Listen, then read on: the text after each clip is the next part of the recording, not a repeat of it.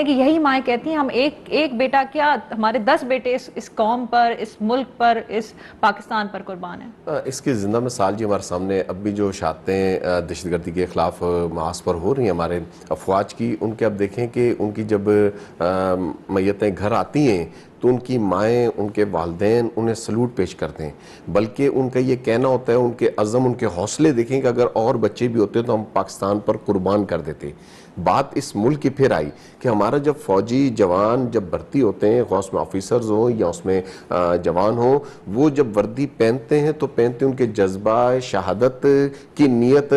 اول روز سے یہی ہوتی ہے۔ آج بھی ہمارے ایک بچے کو بھی اگر آپ دیکھ لیں جی، چھوٹے چھوٹے بچے کو آپ لے لیں، کہاں جانا چاہو گے تو فوج کا ہی نام لیں، فوج میں جانا چاہتے ہیں۔ کیوں جانا چاہتے ہیں؟ ملک کے لیے چاہتے ہیں کہ جان تو ویسے بھی جانی ہے، اگر اس ملک پر قربان۔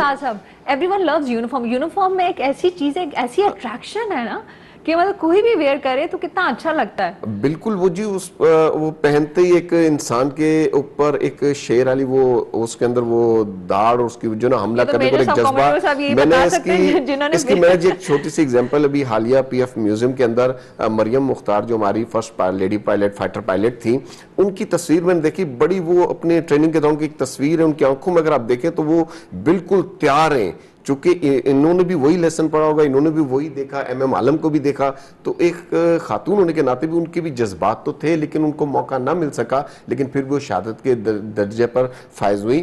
اس کے علاوہ بات میں ہی کر رہا تھا کہ دیکھیں فوج پاکستان کے حوالے سے بات اور 6 ستمبر کے حوالے سے آ رہی ہے۔ جو ہمارا دشمن ہے، خواہ دنیا میں اگر کوئی بھی دشمن ہے، ظاہر ہے یا چھپا ہوا ہے، اس کے لیے ہماری افواج کا نام ہی پاکستان فوج کا بڑا ہے کہ پوری دنیا میں جو ورلڈ لیول پر آرم ایکسرسائز جو آپریشنل مقابلے ہوتے ہیں، کمپٹیشنز ہوتے ہیں، ان میں پاکستان مسلسل فتح حاصل کر رہا اور نمبر 1 پر ہے۔ تمام افواج کے جو مقابلے ہیں ان میں پاکستان فوج کے ہمارے گوریلاز جو ہیں نمبر 1 پر ہیں، اور یہ جو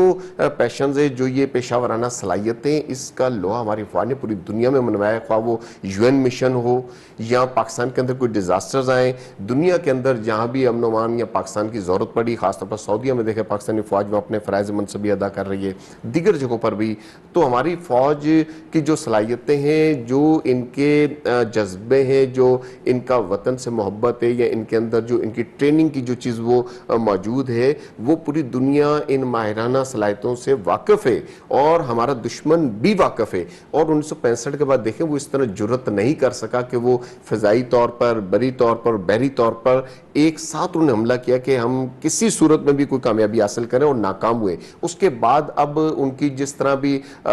گوریلا وار کہہ لیں، یا اب موجودہ ٹیکنالوجی کے حوالے سے، یا جو ایک دیکھیں موجودہ حالات کے مطابق جس طرح بھی وہ پاکستان کے خلاف